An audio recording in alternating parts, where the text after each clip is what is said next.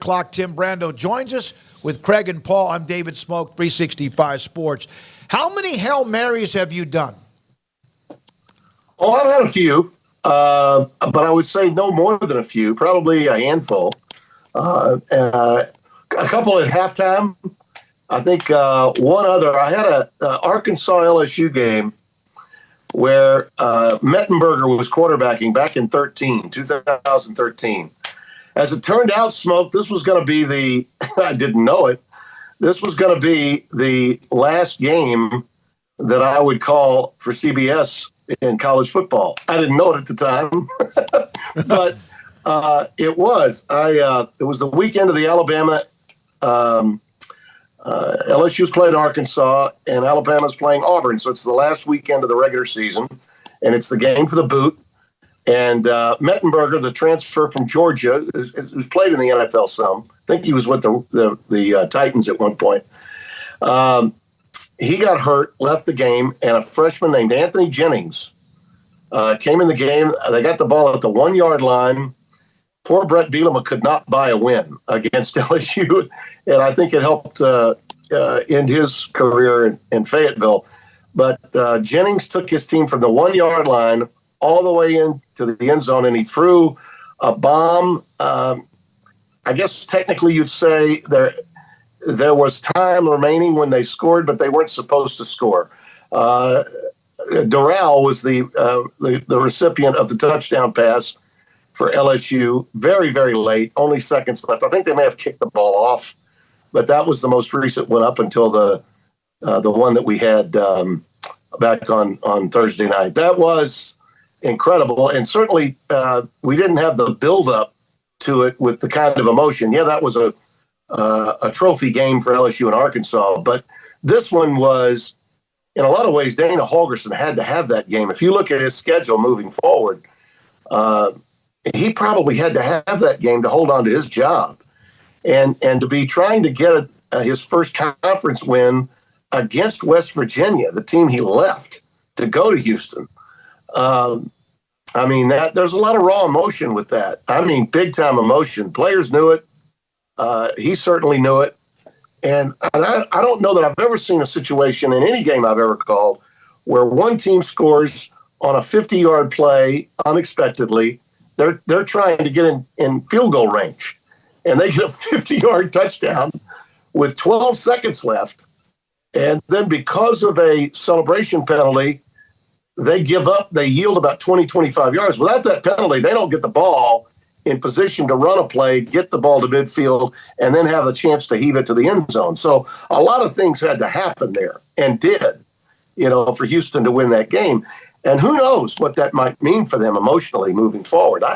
I suspect that they're going to be in a great mood and very welcoming of those Horns fans when they get into TD-ECU Stadium on Saturday afternoon. Tim, by the way, Smokey, when you ask somebody how many Hail Marys they've done, for a kid that grew up in Catholic school, it's a different connotation. I thought that you would did Tim do something wrong? And that's what he had to do? Like 50 of them before he could go back to recess? I'm sure in my days as an altar boy, I did a lot of Hail Marys. Yes. Yeah. I mean, I'm just saying, usually it was, he said a bad word, and now he's got to do that until he can go back to recess. Tim, Texas A&M, again, a really poor offensive showing against the fine, I guess, Tennessee team. They're winning games. They're not what they were last year, but they had opportunities to win that game just like Alabama. And now the buzz around Jimbo Fisher is, well, it's year 6. You've kind of seen what this is going to be. But A&M has painted themselves into a financial corner here, and Jimbo's recruited really well. What do they do? Well, I mean, that they were paying a lot of money for some results, correct? Mm-hmm. I believe they were 13-11 in their last handful of years since the 20 seasons. So from 21 forward, they were 13-11. They haven't won a division title yet. Haven't gotten to Atlanta. I'm hearing that the 76 million, man, let's just put it together and get him the hell out. I mean, that's what I'm hearing.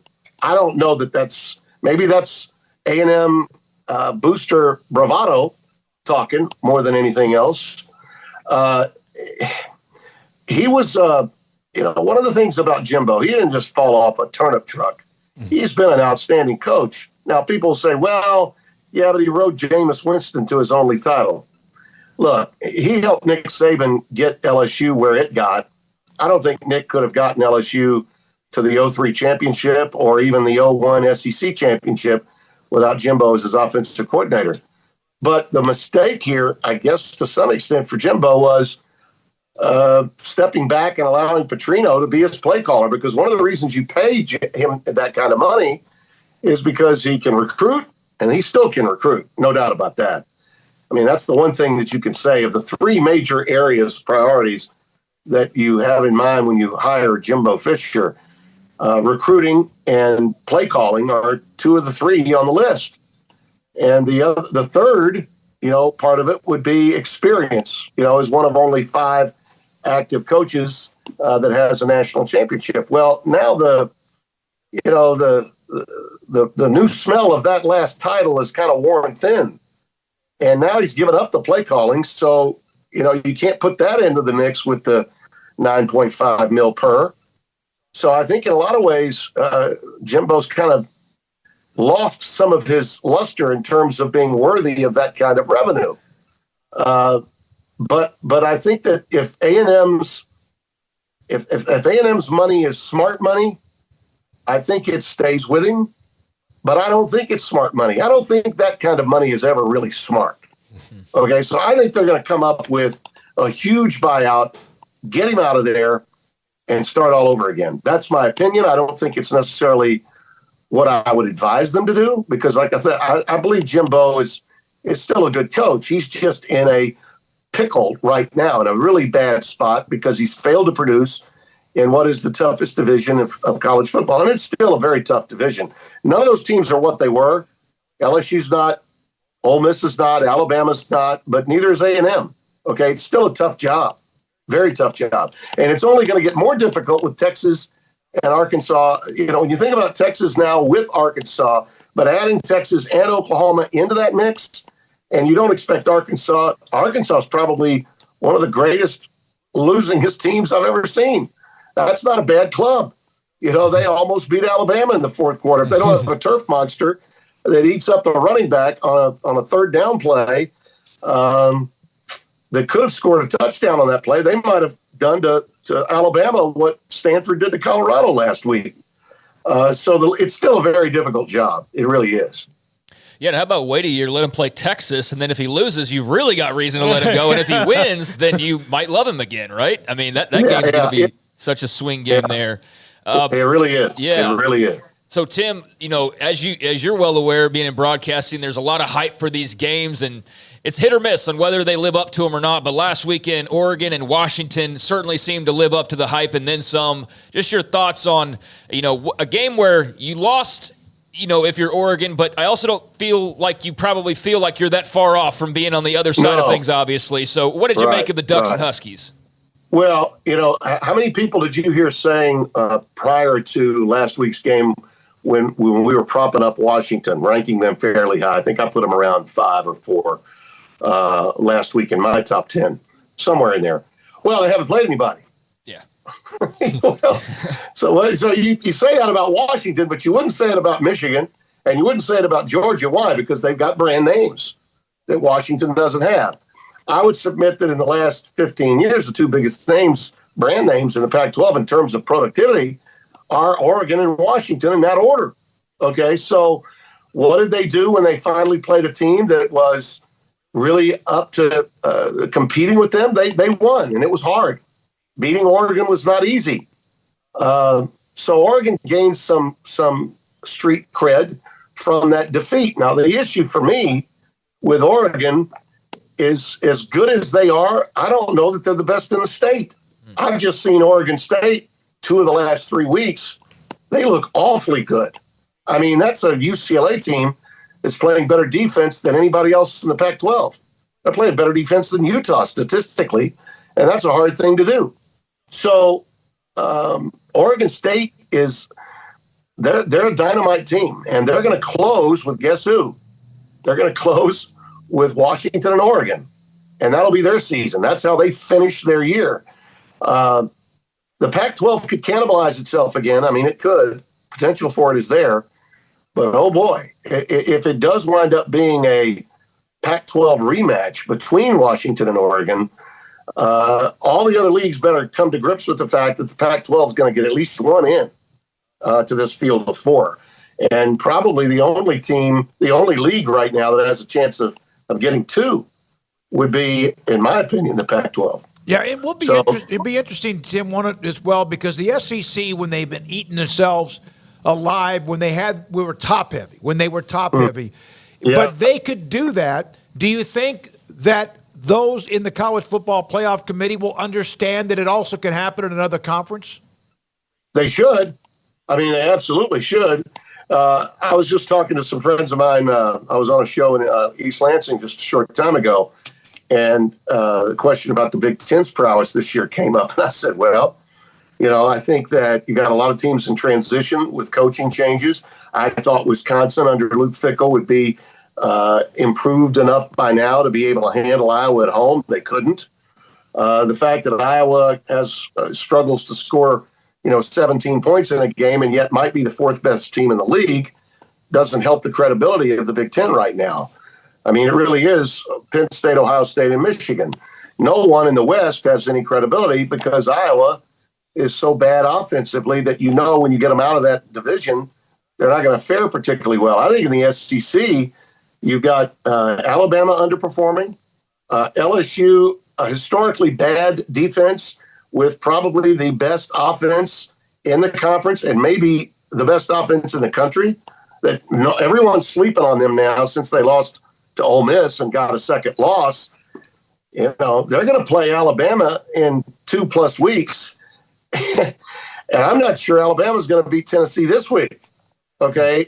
Joe Milton, he's not great shakes, but he doesn't get sacked as much as Jalen Milroe does. Did you know Alabama has yielded 34 sacks this year? That's most in the country. Okay, that's an Alabama offensive line. All right, so Alabama's fortunate to have one loss. I think Tennessee could beat them. I think LSU could beat them. So what are you going to do if it's Georgia and LSU again? LSU's not going anywhere. They're not a threat for the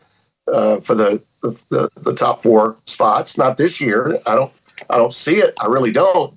So, the Pac-12, either Oklahoma or Texas, a winner take all if it works out that way in the Big 12. And I'm not sure that's going to happen. Okay. If Texas has ever been set up to lose a game, it's this game this week. Okay. If there's ever been a chance that Texas could stub their toes, this is it. Okay. They look down their noses at Houston. DeLoss Dodds decried, will never set foot on the Houston campus again, ever to play a game. And Brett Yormark, the commissioner, gave him a lovely parting gift by saying, guess what? You're going to go play 4 games on the road in the state of Texas, and we're going to start you off in mid-October at Houston, the place where DeLoss Dodds said under no circumstances, over his dead body, would they ever play a game at Houston. So, it's not as if Texas will run the table, but Oklahoma needs them to. Oklahoma absolutely needs them to, for them to have the kind of credibility that they want to assure themselves a chance to be in the CFP. But there's all kinds of possibilities out there. And right now, more of them look good in the Pac-12. And most of that league, as you know, is going to the Big Ten and the Big 12 next year. And it's also looking good in the Big Ten because they're top heavy and everybody else is not good. Once you get past those 3 teams, Penn State, Ohio State, and Michigan, there are a lot of layups in that league this year. So the level of balance that we have in college football now is tremendous. And if you want to call some of it mediocrity, okay, yeah, there's some places where we thought the football would be better. We thought it would be better at Baylor. We thought it would be better at Kansas State. It hasn't been. We thought TCU wouldn't fall off the rails the way they did, but they did. It's just one of those crazy years. We're setting ourselves up for a 2007 potential. When Les Miles won it with 2 L's and moved from number 7 to number 2 in the polls after Shady McCoy had a great game against West Virginia, and poor Rich Rodriguez was run out of town on a rail after West Virginia went down with Pat White and all those guys back in 07. We're setting ourselves up, I think, for that. Tim, if Brian Ferentz was the offensive coordinator in the Big Ten and the rules were not changing, the rules or the teams weren't changing, if it was still going to be the East and West and these are the teams, right, would he be under as much fire because they are winning games? But now you can't just go, well, we only have to play Penn State and then all the teams in the West. Now you're going to have to play a Penn State and Oregon and USC and whoever. Yeah. Yeah, they won't feel it until next year because there's no inflection point for Iowa now, other than a gaudy record and pitiful offensive statistics. Okay, just win, baby. All they've ever they're always great in special teams. They're always great in takeaways, and their defense scores points for them. And that's all they've ever had to be to get to corner the market on winning the West and having a few opportunities, okay, of going to the Big Ten title, shocking the world, and winning their way into the college football playoff, just as Michigan State did once, and much to the chagrin of Penn State, the year they won the Rose Bowl and took the Big Ten title, they didn't get in. We know what happened that year. Ohio State got in, and they won it all. Okay, so it won't work at Iowa, and everything's going to change the moment all those teams move from West to East and manage to get into the Big Ten Conference. But I will say this about Kirk Ferentz. My God, what a run. I mean, he hasn't done it with the flair, okay, of the great one that preceded him. But my God, has he lasted as long? I mean, you talk about a second act to do what he's done for as long a period as he has. It's strike one for nepotism, baby, because running that offense, no matter how bad it's looked, has been awfully effective for Iowa Hawkeye football. Tim, sticking to the Big Ten, what are your thoughts on Penn State, Ohio State, a massive game coming up this weekend? If ever James Franklin's going to crack through, this is it. This is the team. Not since 2015 has he had such an opportunity. Drew Aller is the goods. Right now, I would say McCord has improved, but on natural ability, I give Aller the edge. I do. I think the skill people for Penn State, probably the only team that matches up with Ohio State as well. I don't think Michigan's skill people are as good as Ohio State's, but the quarterback play isn't as good with the Buckeyes as it has been in recent years. I see Penn State shocking the world here. I don't think a lot of people believe that they can win at the Shoe, but I think they're going to. I like the Nittany Lions this week. So you have this game coming up on Saturday, huh? The game, like you mentioned, with the Lost Dodds and Houston coming off a dramatic win, Texas with the off week. What are the chances, Tim? What must Houston – will they need Texas to throw up on themselves to have a chance on Saturday? And they could. Yeah. And they could. Yeah. Oh, yeah. I mean, Texas is going to have to hurt themselves. Houston does not have the talent or the depth to stay with Texas if they're kicking in on all cylinders. But, fellas, you've seen it with USC. I saw it twice before they finally lost to Notre Dame. I had them early in the season against Stanford, and Stanford looked as bad in the first half against Notre Dame, against Colorado as they did against USC in that game that I had for 4 quarters. I think that USC against Arizona State a couple of weeks later, they were having problems with the snap. Caleb Williams dropped a couple of perfect snaps. He threw a couple of lazy passes that were picked off. Arizona State had the ball down 6 with a FCS running back that had transferred from Sacramento State that went for 200-plus total yards against them, Cam Scalaboo, and almost beat them in the desert.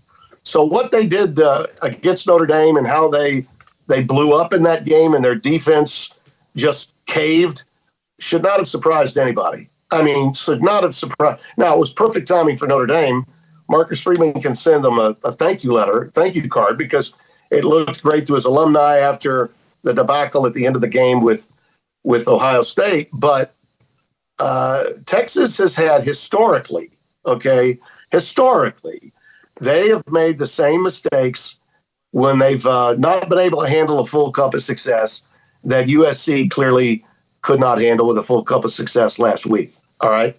So Houston needs Texas to come in, with their swagger, wear the horns, looking down their noses at that commuter school that only has a stadium that seats about 35K and say, man, we got you guys. Okay, we got you guys. That kind of attitude is what's kept Texas from being anything other than a paper brand since 2009.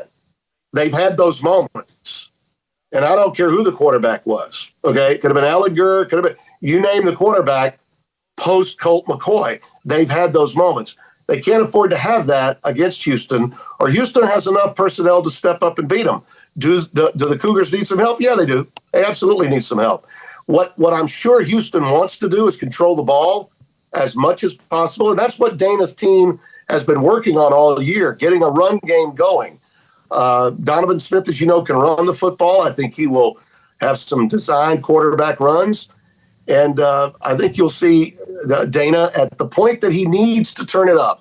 All right. And that's what happened at the end of that game against West Virginia.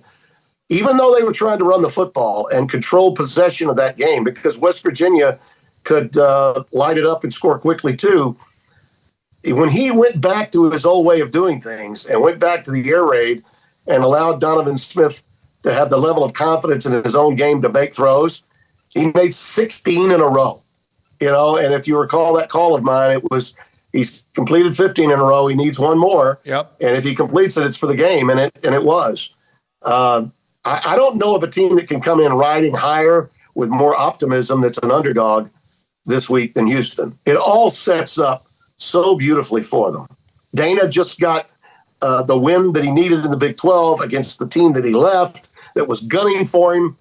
And those Houston kids that had played very well offensively at Texas Tech, but lost because of special teams breakdowns and some defensive breakdowns too. The offense was very good at Texas Tech, and it carried over into that win against West Virginia. And I think he's open for the same, and he's just going to need his defense to get a few takeaways, and then hope his offense is just as warm now as it was when I last saw them. Tim, Florida State is 19-0 all-time against Duke. They're 14.5-point favorites at home this week. But Mike Elko has this team playing really fundamentally sound football. Riley Leonard, maybe not. Nobody knows yet. Is this the game that Florida State should worry about losing their winning streak? Yeah. I would be on high alert with them because of the way Duke has played. Now, the Leonard, they would really be nice if they had him. Yeah, because he's fantastic. He was a real difference in the game with Clemson earlier in the year. I don't know without him, how effective they can be, how many explosive plays they can have. You're going to have explosives to beat Florida State, especially there. Keon Clark has been so good. He's the transfer portal player of the year. I don't think there's any doubt about that. Michigan State's loss was Florida State's gain. He's been the major difference maker. And the reason I think right now Norvell can hold him up as a poster child for why you go to the portal. Did you hear me? Dabo? Did you hear me, Nick Saban? Okay, these hard-headed O-line coaches that don't want to go there, they need to start thinking about it, no doubt about it. Tim, again, you look at where things are in college football, and there's always some kind of story. People, it's like, okay, there's 8 to 10, 12. How many unbeaten teams? 7 or 8. In the end, Isn't it pretty much history? There might be 1 or 2, and that's it, no matter what. Well, that's the history, but this year has not resembled what our recent history has been. I can talk till I'm blue in the face about the level of parity. And I have in the past. I think there's a lot more balance in college football in recent years even. But until those 4 or 5 teams that seemingly are always wrapped up, and we could say now in October, well, okay, we know it's going to be Ohio State, Clemson, and Alabama. Oh, we know it's going to be Georgia, Ohio State, and Alabama. Oh, we know it's going to be LSU, Clemson, and Michigan. We're not having that conversation this year. What we're saying is, my God, how much more fun would it be if we had 12 this year? I mean, that's what everybody's saying, and I agree with that. The great teams with the big brands aren't as good, and a lot of teams that are on the come are better than you've ever imagined, and they're all capable of pulling it off. I mean, when a team as bad as Stanford, okay, is down 29-0 on the road against a Colorado team that's been, the number one story in college football for the first month, and they come back and win. I mean, this year is like no other that we've ever seen. So I anticipate more carnage. I don't think we're going to see chalk at any point this year. So to answer your question, yeah, I don't see a lot of unbeatens at the end. Hell, we might not have any unbeatens at the end. Okay, so will we see a 2-loss team get in? I think there's a better chance of a 2-loss team possibly getting in than 2 unbeatens play. How about that? That's a possibility. Has Caleb Williams played himself or USC out of New York City? I think so. I was asked the question earlier in the year, do you think he could repeat? I don't think you can repeat in today's version of the Heisman. When I started voting 30 years ago, getting a Heisman vote was precious. Not many people voted on it nationally. The old AP writers were voting on it. The people that covered the teams were voting, and of course the past winners. Now it seems like everybody's got to vote. And particularly now that we're doing it by internet as opposed to in the mail, I think that the vote in a lot of ways is skewed more in different directions than it ever has been. So I didn't think his chances were as good as a lot of people felt before he laid the egg last week at Notre Dame. But it's not also helping him any. Trust me, with a lot of the old traditional Heisman voters, when they hear a guy, even if I don't know if it's true, but it has been reported that he has said, and his father has said, unless you give him a piece of ownership, he's not going to come. He can stay at USC for another year. You play that kind of game at this stage, from a public relations standpoint, you can bet he's not going to get nearly the number of votes that he thought he might have gotten. So he's made his own mess in a lot of ways, I think. Just because you do Wendy's commercials and the decimal point on your NIL check is where it is, doesn't make you brighter than everybody else. Last thing, Tim, you had those 2 classic games. Do you go home after you get back home, after the flight home? Do you just go home and sit in your recliner and just take a nap and veg out? What do you do? Sunday, I am a zombie. I'm like the Walking Dead. I'm like the creature of the Black Lagoon, coming out of the swamp. Honey, I just want to watch the second half of this game, and let's go get in the hot tub, can we? Help me get to sleep.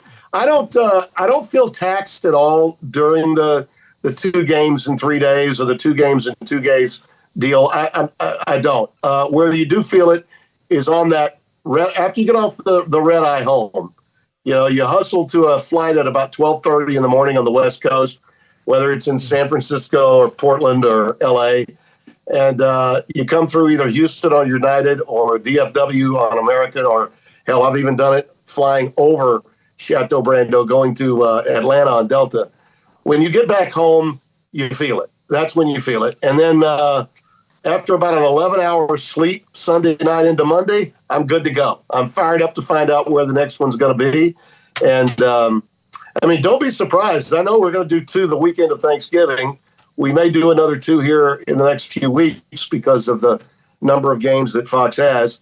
And so far, they've been great trips. We've had better games than I thought. The second game of the first double dip that we did was Arizona State having a chance against USC out in the desert. And then, of course, that was a really good, not great, but good game between UCLA and Oregon State we had on Saturday. And it was meaningful. 2 teams ranked 14th and 18th in the country, trying to stay alive in the race for the Pac-12.